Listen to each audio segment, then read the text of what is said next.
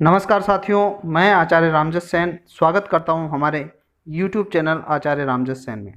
साथियों, जैसा कि आपको ध्यान में है, हमारे रीट की जो रीट के अनुसार और उनके रीट के जो समकक्ष परीक्षाएं हैं, उन सभी की हमारी संस्कृत की कक्षाएं चल रही थी और यह वीडियो सेकंड ग्रेड के लिए भी उपयोगी है। तो साथियों, सेकंड ग्रेड के लिए भी जो भी तैयारी कर रहे हैं उनके लिए भी ये वीडियो है। साथियों, हमारा जो बिंदु चल रहा था वो संस्कृत शिक्षण चल रहा था और संस्कृत शिक्षण के अंतर्गत हमने पूर्व में 10 कक्षाएं पूरी कर ली है। साथियों, आज इस 11वीं कक्षा में आप सभी का हार्दिक स्वागत करता हूं। साथियों, संस्कृत शिक्षण के अंतर्गत हमारे संस्कृत शिक्षण की विधियां चल रही थी और इससे पूर्व जो 10वां वीडियो उसके अंतर्गत हमने भाषाई कौशलों को हमने पूरा किया था। श्रवण कौशल, भाषण कौशल और पठन कौशल और लेखन कौशल, इनको हमने पूरा किया था, चारों ही कौशलों को। अब हम शुरुआत करते हैं कि विभिन्न विधाओं के अनुसार, जैसे व्याकरण की शिक्षण विधियां, गद्य शिक्षण की विधियां, पद्य शिक्षण की विधियां। तो आज हम इस 11वें वीडियो के अंतर्गत साथियों पुनः स्वागत करते हुए अपना जो टॉपिक रहेगा साथियों वो व्याकरण शिक्षण एवं व्याकरण शिक्षण की विधियां, ये टॉपिक रहने वाला साथियों। मैं अपने विषय वस्तु की शुरुआत करूं उससे पहले मैं आपसे एक आग्रह करता हूं कि अभी तक भी अगर आपने हमारे YouTube चैनल आचार्य रामजस सेन को सब्सक्राइब नहीं किया है तो एक बार नीचे एक लाल बटन पे जाकर के आप हमारे चैनल को सब्सक्राइब करें तथा वो लाल बटन के पास में एक बेल आइकन है, उस बेल आइकन को भी जरूर दबाएं साथियों, ताकि आने वाला हर वीडियो का नोटिफिकेशन आपके मोबाइल पे तुरंत आपको मिलता रहे। साथियों, इस घंटी के बटन को दबाना आप नहीं भूलें साथियों, अगर घंटी का बटन नहीं दबाएंगे तो आपको नोटिफिकेशन नहीं मिलेंगे साथियों। तो आइए चलते हैं साथियों। जो पिछले वीडियो तो आप देख ही रहे हैं, ये वीडियो आपको कैसा लगता है इसको लाइक जरूर करें और इसको अधिक से अधिक लोगों को शेयर जरूर करें साथियों, ताकि हमारा जो ये मेहनत है वो हमें लग सके और हमें मोटिवेटेड रख सके। साथियों चलते हैं हम अपने विषय वस्तु की ओर। तो साथियों, आज की जो हमारे हैं वो है व्याकरण शिक्षण की विधियां एवं व्याकरण शिक्षण। सबसे पहले समझना है हमें व्याकरण शिक्षण क्या है या फिर व्याकरण क्या है साथियों। तो साथियों, व्याकरण का शिक्षण करवाना ही व्याकरण शिक्षण है। और व्याकरण क्या है, इसको हमने जब से हमने व्याकरण के वीडियो हमने शुरुआत किए हैं साथियों, अर्थात जैसे ही हमने व्याकरण की शुरुआत की है तो व्याकरण क्या है उसको हमने बहुत डिटेल से देखा है। अगर आपने पहला वीडियो नहीं देखा तो नीचे डिस्क्रिप्शन में रीट संस्कृत व्याकरण ऐसा करके नीचे एक लिंक दे रखा है, उस लिंक पर जाइए और वहां पहला ही वीडियो देखिए। उस पहले ही वीडियो में व्याकरण की संपूर्ण परिभाषाएं, व्याकरण क्या है, व्याकरण की शुरुआत, व्याकरणिक इतिहास, ये सारी चीजें वहां आपको मिल जाएगी साथियों। यहाँ थोड़ा बहुत प्रकाश डालते हुए मैं व्याकरण शिक्षण और शिक्षण विधियों की तरफ प्रस्थान करूंगा साथियों। अगर आपको डिटेल में व्याकरण की ओर देखना हो तो साथियों मैंने आपको बता दिया है कि नीचे लिंक पर जाके आप क्लिक कर सकते हैं। साथियों, अब हम बात करते हैं आगे की। तो देखिए, व्याकरण शिक्षण एवं व्याकरण शिक्षण की विधियां। व्याकरण की व्युत्पत्ति कैसे हुई तो ये मैं पहले भी बता चुका हूं, अभी भी देख लेते हैं। वी उपसर्ग, आंग उपसर्ग, क्री धातु और ल्युट प्रत्यय से मिलकर के ये व्याकरण शब्द बना है साथियों। और इसका अर्थ होता है कि व्याक्रियन्ते व्युत्पाद्यन्ते शब्दाः अनेन इति व्याकरणम। ये है साथियों इसकी परिभाषा। क्या है परिभाषा? अर्थात जिसके द्वारा शब्द का प्रकृति प्रत्यय विधान बना करके व्युत्पादन किया जाए उसे क्या कहते हैं? व्याकरण कहा जाता है साथियों। ये तो हो गया साथियों व्याकरण। और व्याकरण क्या होता है ये आप जानते हो लगभग तो, लेकिन अगर डिटेल से देखना चाहते हो तो मैंने जैसा पहले ही बता दिया कि नीचे आप लिंक पर क्लिक करके आप देख सकते हैं साथियों। आगे हम बात करते हैं कि संस्कृत व्याकरण के जो शिक्षण करवाया जाता है व्याकरण शिक्षण का, उसके उद्देश्य क्या क्या होने चाहिए। तो साथियों, संस्कृत व्याकरण शिक्षण के जो उद्देश्य हैं उनको हम देख लेते हैं साथियों। तो व्याकरण शिक्षण के उद्देश्य, उसमें से अब देखो, हमें बालकों को व्याकरण क्यों पढ़ानी चाहिए, संस्कृत व्याकरण क्यों पढ़ाना चाहिए बालकों को, वो क्यों का उत्तर ही ये उद्देश्य है साथियों। तो हमारा जो पहला उद्देश्य है वो पहला उद्देश्य है संस्कृत भाषा के ध्वनि तत्वों का परिचय करवाना। अर्थात बालक संस्कृत के ध्वनि तत्वों को समझ सके, उसके उच्चारण स्थानों को समझ सके, उसका शुद्ध उच्चारण कर सके, इसके लिए हमें संस्कृत व्याकरण की जरूरत पड़ती है। तो साथियों, पहला उद्देश्य है संस्कृत भाषा के ध्वनि तत्वों का परिचय करवाने के लिए संस्कृत शिक्षण व्याकरण शिक्षण करवाना चाहिए साथियों। उसके बाद जो दूसरा उद्देश्य है वो उद्देश्य है साथियों विभिन्न शब्द रूपों एवं धातु रूपों का ज्ञान कराना। जैसा कि आपको ध्यान में है, शब्द रूप और धातु रूप के बिना संस्कृत का कोई औचित्य नहीं है साथियों, क्योंकि धातु रूप और शब्द रूपों के कारण ही वाक्य बनते हैं और भाषा बनती है साथियों। तो संस्कृत के जो विभिन्न शब्द रूप है और धातु रूप है, इनका ज्ञान करवाना, ये दूसरे नंबर का उद्देश्य है साथियों व्याकरण शिक्षण का। तीसरे नंबर का व्याकरण शिक्षण का उद्देश्य है साथियों कि शुद्ध वाक्य रचना का विकास करना, यानी बालक शुद्ध वाक्यों की रचना कर सके, इसका विकास करने के लिए व्याकरण शिक्षण करवाना आवश्यक है साथियों। चौथा जो उद्देश्य है वो चौथा उद्देश्य है तर्क शक्ति एवं निरीक्षण शक्ति का विकास करना। बालक में तर्क शक्ति का और निरीक्षण शक्ति का विकास हो, इसलिए भी व्याकरण का शिक्षण जरूरी है साथियों। पांचवा उद्देश्य है शब्दकोश में वृद्धि हो। व्याकरण शिक्षण करवाएंगे तो बालक नए नए वाक्य रचेगा, नए नए वाक्य रचेगा तो नए नए शब्दों को ग्रहण करेगा साथियों। तो उसके शब्दकोश में या शब्द भंडार में क्या हो जाती है साथियों, वृद्धि करने के लिए व्याकरण शिक्षण जरूरी है। छठा उद्देश्य है साथियों रचना शक्ति का विकास करना, यानी बालक नई नई रचना रचे अथवा वाक्य रचना, और यहाँ रचना शक्ति का अर्थ है कि वो गहरे से गहरे वाक्य अपने रचना शक्ति का विकास करे और अपने हिसाब से गद्य पद्य लिखे साथियों। तो ये रचना शक्ति का विकास करना व्याकरण शिक्षण का भी उद्देश्य है साथियों। फिर जो सातवें नंबर का उद्देश्य है वो सातवें नंबर का उद्देश्य है कि भाषा का शुद्ध लेखन और उच्चारण का अभ्यास करना। जैसा कि मैंने ये उद्देश्य यहाँ भी प्रकट कर दिया है साथियों। तो भाषा का शुद्ध लेखन कब होगा, जब उसको व्याकरण का ज्ञान होगा, और शुद्ध उच्चारण कब होगा, जब उसको व्याकरण का ज्ञान होगा। तो ये व्याकरण शिक्षण का सातवां उद्देश्य है साथियों। एक बार इसका स्क्रीनशॉट ले लीजिए, फिर और नीचे उद्देश्य रह रहे हैं उसके बारे में भी हम चर्चा कर लेते हैं साथियों। आइए चलते हैं। अब हम बात करते हैं आठवें उद्देश्य की। तो आठवां जो उद्देश्य है वो आठवां उद्देश्य क्या है साथियों, व्याकरण के नियमों, किनको, व्याकरण के नियमों और उनके प्रयोगों का ज्ञान हो जाना। यानी व्याकरण के नियम कौन कौन से हैं और उनका प्रयोग कैसे किया जाता है, इनका ज्ञान कराने के लिए भी व्याकरण शिक्षण जरूरी है।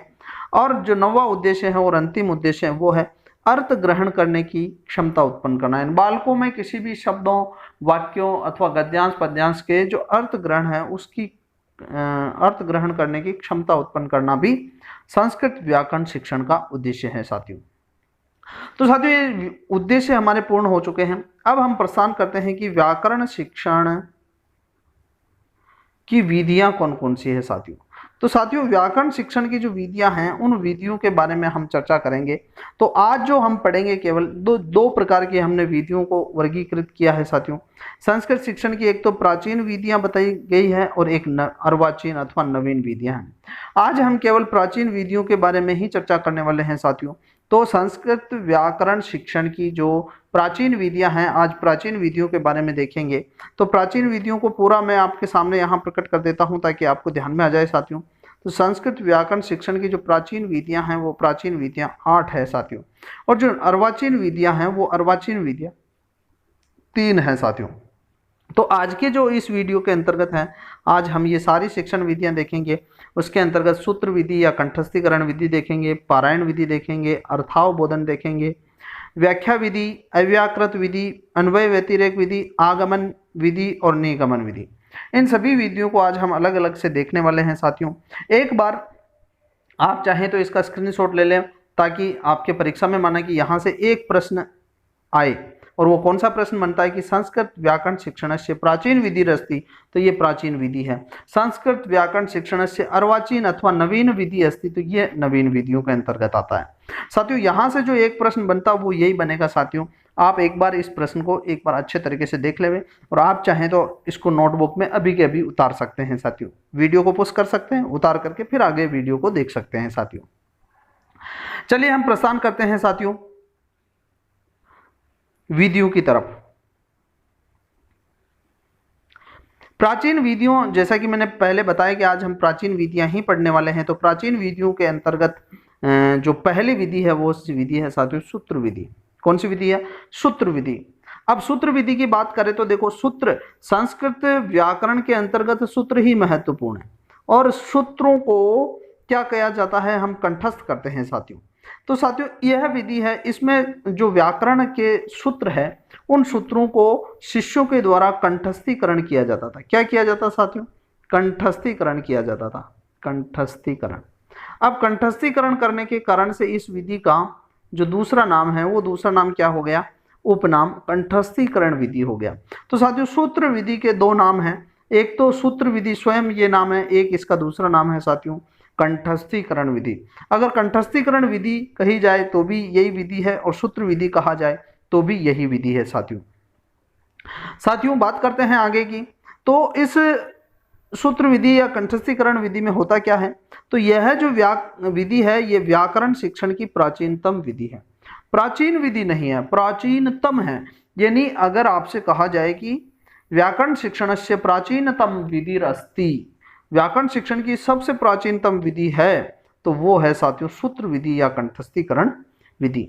इसमें व्याकरण के नियमों को सूत्र रूप में क्या करवाया जाता है साथियों, कंठस्थ करवा दिया जाता है। अब इस विधि में कौन से शिक्षण सूत्र की ओर प्रयोग होता है साथियों, तो इस विधि के अंतर्गत सामान्य से विशेष की ओर, सामान्य से विशेष की ओर शिक्षण सूत्र का अनुसरण किया जाता है। प्रश्न आ जाता है कि सूत्र विधि में किस शिक्षण सूत्र का प्रयोग होता है, तो सूत्र विधि कस्य शिक्षण सूत्र से प्रयोग क्रियते, तो यहाँ साथियों सामान्य से विशेष की ओर यानी सामान्यात विशिष्टम प्रति, ये इसका शिक्षण सूत्र रहेगा साथियों। अब इस विधि के लाभ क्या है इसको भी देख लेते हैं। तो इसका आगे देखते हैं साथियों कि इस विधि की सबसे बड़ा फायदा क्या है। इस विधि के अंतर्गत क्या किया जाता है साथियों कि विषय वस्तु को कंठस्थीकरण करवाया जाता है। क्या करवाया जाता है, कंठस्थीकरण करवाया जाता है। अब कंठस्थीकरण करवा दिया जाता है तो बालक इसको क्या कर लेते हैं, रट करके अपने दिमाग में उसको स्थापित कर लेते हैं।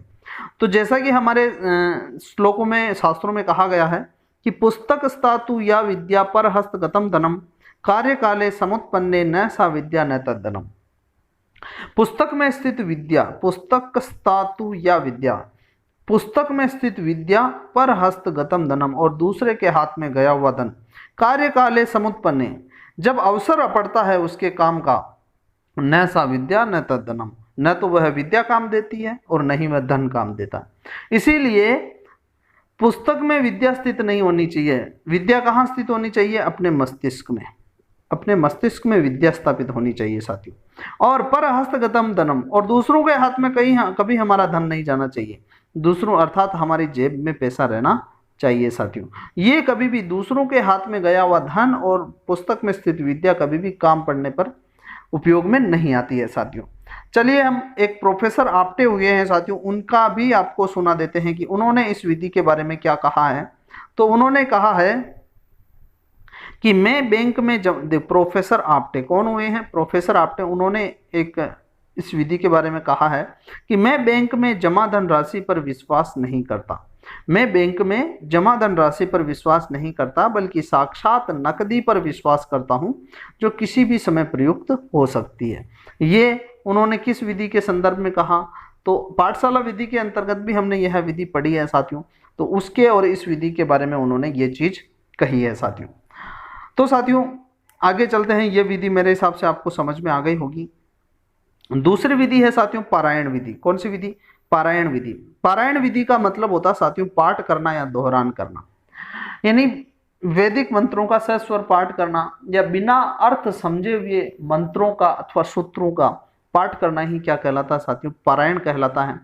और जो यह जो विधि है ना, यह विधि पाणिनि के समय प्रचलित थी। किन के समय प्रचलित थी साथियों, पाणिनि के समय प्रचलित, यानी जो पारायण विधि है वो पाणिनि के समय प्रचलित थी। याद कैसे रख सकते हैं, पापा पापा, यानी पारायण विधि है वो पाणिनि के समय प्रचलित थी, तो पापा आपसे आप याद रख सकते हैं। वैदिक मंत्रों के सस्वर पाठ करना ही क्या कहलाता है साथियों, पारायण कहलाता है। और इस विधि को हमने डिटेल रूप में पाठशाला विधि के अंतर्गत देखा है। और पाठशाला विधि अगर आपने अभी तक हमारे संस्कृत शिक्षण की प्राचीन विधियां और अर्वाचीन विधियां वो नहीं देखी है तो साथियों यहाँ नीचे लिंक दे रखा है संस्कृत शिक्षण विधियां, उस लिंक पर आप क्लिक करके आप इस पारायण विधि को डिटेल से देख सकते हैं साथियों। उसमें शिक्षण विधियां सारी एक साथ अच्छे तरीके से बता रखी है। चूँकि हम इसको पूर्व में पढ़ चुके हैं इसलिए मैं यहाँ ज़्यादा डिटेल इसका नहीं बताऊंगा, केवल कुछ तथ्य मैंने यहाँ रखे हैं साथियों। चलिए आगे चलते हैं साथियों। अगली जो विधि है वो है अर्थावबोधन विधि। कौन सी है साथियों, अर्थावबोधन विधि। अर्थावबोधन विधि को ही दूसरा शब्द है साथियों वाद विवाद विधि। अर्थात अर्थ अवबोधन विधि या वाद विवाद विधि, ये हैं साथियों, इसका दो नाम है साथियों। तो इसको आप ध्यान में रख लें, ये इसका उपनाम भी कह सकते हैं इसको। देखो, जो अर्थावबोधन या वाद विवाद विधि है, वाद विवाद से तो आपको अच्छे तरीके से समझ में आ ही गया होगा कि वाद विवाद में क्या होता है कि प्राचीन शिक्षण पद्धति में कंठस्थ करने के साथ साथ अवबोध पर भी पर्याप्त बल दिया जाता था, यानी अर्थ के अवबोध पर भी पर्याप्त बल दिया जाता था। अर्थात इस विधि में बालक विषय वस्तु को कंठस्थ करने के साथ साथ उसे अवबोध भी करता था। अवबोध का मतलब समझता था। पाणिनि ने अर्थावबोध अथवा वाद विवाद के लिए 5 प्रकार के शब्दों का प्रयोग किया है। कितने प्रकार के शब्दों का? 5 प्रकार के शब्दों का प्रयोग किया है। तो यहां यह तथ्य आपको ध्यान में रखना है, यानी वाद विवाद के ऊपर पाणिनि ने कितने शब्दों का प्रयोग किया है? 5 प्रकार के शब्दों का प्रयोग किया है। तो उन 5 ही प्रकार के शब्दों को हम देख लेते हैं साथियों। आइए देखते हैं। पहला तो है प्राक कथन। पहला शब्द उन्होंने कहा है वाद विवाद के लिए प्राक कथन। लिखिए साथियों, आप लिख ही रहे होंगे साथियों, नोट्स बना रहे होंगे। तो पहला है प्राक कथन। इसका अर्थ होता है तत्काल स्फुरित विषय वस्तु का मौखिक निरूपण, यानी तत्काल किसी को पूर्व में तत्काल कोई ना कोई एक शब्द बता दिया जाता है, कोई विषय वस्तु बताई जाती है, उसके ऊपर उसको बोलना होता है। जैसे अभी जो आशु भाषण होते हैं, यानी तत्काल उसको पहले नहीं बताया जाता, तत्काल वहां बताया जाता है और उसी के ऊपर उसको बोलना होता है। इसी का आज एक प्रचलित रूप है साथियों। तो पहला शब्द उन्होंने 5 शब्दों में से पहला शब्द प्राक कथन कहा है। दूसरे शब्द की बात करते हैं साथियों, तो दूसरा शब्द उन्होंने कहा है भाषण। क्या कहा है? भाषण। प्राक कथन के बाद दूसरा कहा है भाषण। अब भाषण जो अभी देते हैं वो इसका अर्थ वो नहीं है। भाषण का मतलब वहां उस समय होता था कि विषय का भली प्रकार से स्पष्टीकरण करना ही भाषण कहलाता था। उस समय शिष्य जो भी विषय वस्तु पढ़ लेता था उसका भली प्रकार से स्पष्टीकरण करना ही क्या कहलाता था? भाषण कहलाता था साथियों। तो दूसरा शब्द उन्होंने प्रयोग किया भाषण। अब तीसरे शब्द पर आते तो तीसरा शब्द उन्होंने कहा है सम्यक बोध, यानी विषय वस्तु को भली प्रकार से या भली भांति अर्थ सहित जानना ही सम्यक बोध कहलाता था उस समय। और चौथा शब्द पाणिनि ने प्रयोग किया है वाद विवाद के लिए, तो वो क्या है? प्रतिश्रवण, यानी ज्ञान की जब चर्चा होती थी तो उसके अंतर्गत ज्ञान चर्चा को सुनना। क्या करना? सुनना। और क्या करना? सुनाना। यानी सुनना और सुनाना ही क्या कहलाता था साथियों? प्रतिश्रवण कहलाता था। और फिर 5वां शब्द उन्होंने वाद विवाद शब्द के लिए प्रयोग किया है जिज्ञासावृत्ति। जिज्ञासावृत्ति में क्या है कि किसी वस्तु को जानने की सतत इच्छा बनी रहने, वही कहलाती है जिज्ञासावृत्ति। तो साथियों, पाणिनि ने इन 5 शब्दों का प्रयोग किया है। किस के लिए किया है? तो अर्थावबोध विधि के लिए या फिर वाद विवाद पद्धति के लिए इन 5 शब्दों का प्रयोग किया है। आइए बात करते हैं आगे। तो उन्होंने देखो इस शब्द का प्रयोग किया, तो ये सब जो शब्द है उपयुक्त, हमने 5 शब्द देखे हैं, ये सब शब्द किसके द्योतक है साथियों? वाद विवाद के द्योतक हैं। जो शिष्य उस समय वाद विवाद में विजय होता था उसका बड़ा ही सम्मान होता था साथियों। तो वाद विवाद में विजय होने वाले का बड़ा सम्मान होता था उस समय। आगे जो चौथी विधि की बात करते हैं साथियों, वो चौथी विधि है व्याख्या विधि। जैसा कि साथियों यह विधि प्राचीन विधियों में भी आती है, यह विधि नवीन विधियों में भी आती है, और यह बहुत समय से प्रचलित विधि है साथियों, व्याख्या विधि। तो व्याख्या विधि आज भी इसकी उपयोगिता है साथियों। देखो व्याख्या विधि में क्या है, इस विधि में संस्कृत व्याकरण के सूत्रों को व्याख्या करके पढ़ाया जाता है। अब ये जब व्याकरण में इस व्याख्या विधि का प्रयोग होता है तो व्याकरण के सूत्रों को व्याख्या करके पढ़ाया जाता है। पाणिनीय जो सूत्र हुए उन सूत्रों पर कात्यायन द्वारा क्या लिखा गया? वार्तिक लिखे गए, तो ये छोटी इसकी व्याख्या हो गई। फिर पाणिनि के सूत्रों पर महाभाष्य के अंतर्गत संपूर्ण व्याख्या कर दी गई, और पाणिनीय सूत्रों को महर्षि पतंजलि ने महाभाष्य लिख करके अमर कर दिया साथियों। तो ये है, अर्थात पाणिनि सूत्रों पर महाभाष्य लिखा गया, तो ये किसका उदाहरण है? व्याख्या विधि का उदाहरण है साथियों। आगे बात करते हैं कि उस समय सूत्रों के स्पष्टीकरण हेतु इस विधि का प्रयोग होता था, जो निम्न स्तर थे, अर्थात इस विधि के निम्न स्तर थे, यानी ये स्तरों की बात की जा रही है। अर्थात व्याख्या विधि के स्तर कौन कौन से हैं? व्याकरण, स्पेशल व्याकरण विधि के, व्याकरण के अंतर्गत। तो साथियों इसके जो चाहे वो स्तर हैं, 4 स्तर होते हैं। कितने स्तर होते हैं? 4 स्तर होते हैं। किस विधि के? तो व्याख्या विधि के। यहां मैं लिख देता हूं, व्याख्या विधि के कितने स्तर होते हैं? 4 स्तर होते हैं। कहाँ, कौन से शिक्षण में? तो व्याकरण शिक्षण में। पहला जो स्तर होता है साथियों वो होता है चर्चा, अर्थात किसी भी पद अथवा सूत्रों का विग्रह जो किया जाता है वो विग्रह चर्चा के अंतर्गत आता था। और जो दूसरा स्तर है साथियों, वो दूसरा स्तर है उदाहरण, यानी पदों एवं सूत्रों का विग्रह करने के पश्चात उन सूत्रों के आधार पर उदाहरण प्रस्तुत किए जाते थे साथियों, उनको कहा जाता है उदाहरण। और तीसरा स्तर होता है प्रत्यु उदाहरण, अर्थात जब उन उदाहरणों से पर्याप्त पुष्टि नहीं मिलती है तो साथियों फिर उसी के जैसे अनेक और सहायक उदाहरण दिए जाते हैं। फिर उसके पश्चात किया जाता है वाक्य अध्याहार। वाक्य अध्याहार क्या होता है साथियों? तो पाणिनीय व्याकरण का एक विशेष बात है कि जब वो किसी ऊपर के सूत्र में कोई बात कह देते हैं तो नीचे के सूत्र में उस बात को दोहराते नहीं है साथियों, और उसके ऊपर वाले सूत्र में से नीचे हमें शब्द ग्रहण करना होता है। उसे कहते हैं साथियों अनुवृत्ति। क्या कहते हैं साथियों? अनुवृत्ति, यानी ऊपर वाले सूत्र में से शब्दों को ग्रहण करके नीचे वाले सूत्रों का वाक्य बना देना ही वाक्य अध्याहार कहलाता है।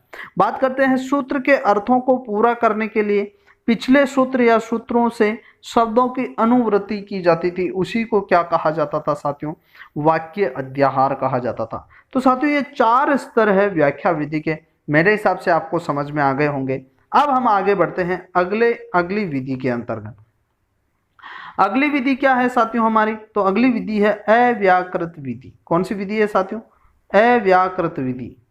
अब अव्याकृत विधि का ही एक उपनाम है साथियों भाषा संसर्ग विधि, यानी भाषा के साथ साथ वाली विधि। अव्याकृत विधि और भाषा संसर्ग विधि ये दोनों एक ही विधि के नाम हैं।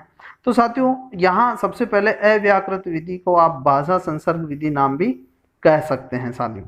अब इस विधि में होता क्या? भाषा संसर्ग यानी भाषा के साथ साथ, अर्थात इस विधि के अंतर्गत जब व्याकरण का शिक्षण करवाया जाता है साथियों तो व्याकरण का शिक्षण अलग से नहीं करवाया जाता। अर्थात जब भाषा पढ़ाई जा रही होती है तो भाषा के साथ साथ ही व्याकरण का शिक्षण करवाया जाता है, अलग से उसका शिक्षण नहीं करवाया जाता है। तो साथियों इस विधि में होता क्या है इसको समझ लेते हैं। इस विधि में व्याकरण की शिक्षा अलग से नहीं दी जाती, बल्कि भाषा की शिक्षा के साथ साथ ही नियमों का संकेत किए बिना उनके शुद्ध प्रयोग को बोलकर, पढ़कर, लिखकर और सुनकर समझने की योग्यता छात्रों में उत्पन्न की जाती, यानी उदाहरणों पर जोर दिया जाता, उसके शुद्ध उच्चारण पर जोर दिया जाता, उनके शुद्ध लेखन पर जोर दिया जाता। यानी व्याकरण के नियम नहीं बताए जाते थे, नियम नहीं बताए जाते थे साथियों। तो नियम नहीं बताए जाते थे, केवल उनका बोलकर, पढ़कर, लिखकर और सुनकर उनको समझने की योग्यता विकसित की जाती थी। अब ये विधि क्या सोचती है, किस आधार पर यह विधि ऐसा कहती है? तो यह विधि कहती है कि यह विधि इस मत का समर्थन करती है कि जब मातृभाषा बिना व्याकरण ज्ञान के केवल शुद्ध प्रयोग द्वारा ही सीखी जा सकती है तो इसी प्रकार संस्कृत भाषा भी इसी तरह से सीखी जा सकती है साथियों। जैसे हम मातृभाषा सीखते हैं तो साथियों उसके व्याकरणों के नियमों को कहाँ देखते हैं? राजस्थानी भाषा अपने को आती है तो हमने राजस्थानी व्याकरण थोड़ी पढ़ी है। हमने हिंदी भाषा हम जानते हैं लेकिन हिंदी व्याकरण थोड़ी जानते हैं। यानी जब मातृभाषा हम बिना व्याकरण के केवल शुद्ध प्रयोग द्वारा सीख सकते हैं तो यह विधि, इस विधि से हम संस्कृत भाषा को भी ऐसे ही सीख सकते हैं साथियों। यह विधि है साथियों, यह है प्राथमिक स्तर के लिए बहुत उपयोगी है, उच्च स्तर के लिए यह विधि उपयोगी नहीं है। क्यों नहीं है साथियों? कि उच्च स्तर में व्याकरण का परिपुष्ट ज्ञान होना आवश्यक होता है साथियों, और यहाँ प्राथमिक स्तर पर सरल वाक्य बताए जाते हैं साथियों, तो ये प्राथमिक स्तर के लिए बहुत उपयोगी है। आइए बात करते हैं हम अगली विधि अन्वय व्यतिरेक विधि की तरफ प्रस्थान करते हैं साथियों। अन्वय व्यतिरेक विधि की तरफ बात करते हैं। अन्वय व्यतिरेक विधि क्या है?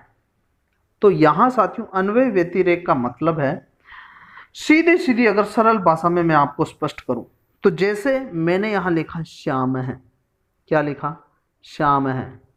अब इस शब्द में क्या और मिला हुआ है, इस शब्द में की कौन कौन सी ध्वनियां हैं और प्रकृति प्रत्यय क्या होना चाहिए, इसका बालकों को समझ में आना चाहिए कि श्याम है नहीं होकर के मूलतः यह है श्याम, और यहाँ जो ये प्रथमा विभक्ति लगी हुई है ये सुप्रत्यय हैं। ऐसा बालकों को अभ्यास हो, शब्दों का स्वरूप बालकों को स्पष्ट हो, इसके लिए बालकों को शब्दों का स्वरूप भी बताया जाए, उसे ही साथियों कहते हैं अन्वय व्यतिरेक विधि। आइए बात कर लेते हैं इसके तथ्यों की। तो इसके तथ्यों की बात करें तो देखिए, पतंजलि ने शब्द के प्रकृति और प्रत्यय को समझने के लिए अन्वय व्यतिरेक अर्थात इस विधि पर बल दिया। पतंजलि ने इस विधि पर, शब्द के स्वरूप को समझने के लिए इस विधि पर क्या किया, बल दिया। इस विधि में किसी शब्द की ध्वनि और अर्थ में निरीक्षण करने की योग्यता विकसित हो, अर्थात शब्द की ध्वनि क्या है और उसका अर्थ क्या है, उसमें निरीक्षण करने की बालक में योग्यता विकसित हो। जैसे यहाँ रामः शब्द लिखा है और रामः शब्द का उच्चारण करते समय उसमें जुड़े हुए प्रत्यय का भी छात्रों को क्या होना चाहिए, आभास होना चाहिए। जैसे मैंने अभी श्याम है का उदाहरण दिया, तो यहाँ राम और सु ये इस प्रकार उनको आभास होना चाहिए। यही विधि साथियों अन्वय व्यतिरेक विधि कहलाती है। अब आगे की बात करें तो यहाँ इसका आप स्क्रीनशॉट भी ले सकते हैं साथियों। आगे देखते हैं यह क्या कह रहा है आगे, अतः इस विधि से छात्रों को शब्द के स्वरूप का ज्ञान क्या हो जाता है, परिपुष्ट होता है, यानी छात्रों के शब्द के स्वरूप का ज्ञान अच्छे तरीके से बालकों को हो जाता है साथियों। चलिए आगे बात करते हैं अगली विधि की साथियों। तो ये विधि मेरे हिसाब से आपको समझ में आ गई होगी। अगली विधि है साथियों आगमन विधि। कौन सी विधि है साथियों, आगमन विधि। 7वें नंबर की विधि है साथियों आगमन विधि। आगमन विधि की अगर बात करें हम तो आगमन और निगमन दो प्रकार की विधियां हैं, आपको ध्यान में आ गई होगी। तो आगमन, आ का मतलब उदाहरण, निगमन का नी का मतलब होता है नियम। तो यहाँ साथियों क्या किया जाता है, आगमन विधि में सर्वप्रथम उदाहरण प्रस्तुत किए जाते हैं, उदाहरण के पश्चात फिर नियम प्रस्तुत किए जाते हैं साथियों, ये आपको ध्यान में रखना है। अब देखो इस विधि में उदाहरणों से नियम की ओर बढ़ा जाता है। इस विधि में कहाँ से कहाँ की ओर जाया जाता है साथियों, उदाहरणों से नियम की ओर। अर्थात अगर शिक्षण सूत्र की बात करें तो विशेष से सामान्य की ओर, विशेष से सामान्य की ओर यहाँ प्रयोग होता है साथियों। अब देखो पाणिनि इस विधि के समर्थक थे, यानी पाणिनि ने इस विधि का प्रयोग भी किया। अष्टाध्यायी लिखी है तो सर्वप्रथम उन्होंने उदाहरण इकट्ठे किए और उदाहरणों के आधार पर उन्होंने नियम स्थापित किए, यानी उदाहरणों से नियम की ओर वो चले साथियों। तो पाणिनि इस विधि के समर्थक थे। आगमन विधि के समर्थक कौन थे, तो साथियों पाणिनि आगमन विधि के समर्थक थे। इस विधि में शिक्षक सर्वप्रथम उदाहरण प्रस्तुत करता है, तत्पश्चात उन उदाहरणों के माध्यम से नियमीकरण करता है, अर्थात नियम स्थापित करता है साथियों। यह विधि अत्यधिक रोचक विधि है, बालकों को जल्दी समझ में आ जाती है साथियों, क्योंकि उदाहरण के माध्यम से वो नियम स्थापित कर लेता है। तो यह विधि रोचक है साथियों व्याकरण शिक्षण की, और यह विधि सरल भी है, सरस भी है। चलिए आगे अगली विधि की बात करते हैं। ये विधि आगमन विधि आपको समझ में आ गई होगी। तो आइए बात करते हैं अगली विधि की। अगली विधि है हमारी निगमन विधि। कौन सी विधि है साथियों, निगमन विधि। निगमन विधि में आगमन से ठीक उल्टा होता है साथियों, और उल्टा क्या होता है, निगमन विधि के अंतर्गत सर्वप्रथम नी से नियम, यानी सर्वप्रथम क्या प्रस्तुत किए जाते हैं, नियम प्रस्तुत किए जाते हैं। और इस विधि के जो समर्थक है साथियों वो समर्थक है पतंजलि। अच्छा ये बताइए पाणिनि किसके समर्थक हो गए, तो पाणिनि हो गए समर्थक आगमन विधि के, और पतंजलि किस विधि के समर्थक है, तो साथियों पतंजलि निगमन विधि के समर्थक हैं। अच्छा एक आपको बताइए सूत्र विधि किसके समय प्रचलित थी, सूत्र विधि साथियों पाणिनि के समय, नहीं ये सूत्र विधि नहीं, पारायण विधि किसके समय प्रचलित थी साथियों, तो पारायण विधि साथियों पाणिनि के समय प्रचलित थी साथियों। और पाणिनि के समय प्रचलित थी तो मैंने आपको ट्रिक बताई साथियों, पापा, क्या बताई साथियों, पापा, उससे आपने याद कर लिया होगा। अब आगे की बात करते हैं कि यह जो निगमन विधि है, निगमन विधि में सामान्य से विशेष की ओर शिक्षण सूत्र का प्रयोग होता है, यानी सामान्य से विशेष की ओर शिक्षण सूत्र का प्रयोग होता है, जबकि ऊपर आगमन विधि है वहां विशेष से सामान्य की ओर शिक्षण सूत्र का प्रयोग होता है। साथियों, इस विधि में क्या किया जाता है कि सर्वप्रथम नियम प्रस्तुत किए जाते हैं और उस नियमों के अनुसार फिर बाद में क्या प्रस्तुत किए जाते हैं, उदाहरण, और अगर उन उदाहरणों से समझ में नहीं आता तो फिर प्रत्यु उदाहरण और प्रस्तुत किए जाते हैं। साथियों, तो ये हो गए निगमन विधि। और साथियों, ये हमारे पूरी हो गई है व्याकरण शिक्षण की प्राचीन विधियां। कौन सी विधियां साथियों? प्राचीन विधियां। और साथियों, आपको लगता है कि यह वीडियो आपके लिए बहुत उपयोगी है, एक बार इस वीडियो को लाइक जरूर कर देंगे साथियों, और अपने उन सभी मित्रों को शेयर करें साथियों जो इन परीक्षाओं की तैयारी कर रहे हैं साथियों, ताकि उनको भी इसका लाभ मिल सके। और हम जिस उद्देश्य से आपको बना रहे हैं साथियों, हमारा भी उद्देश्य पूर्ण हो सके।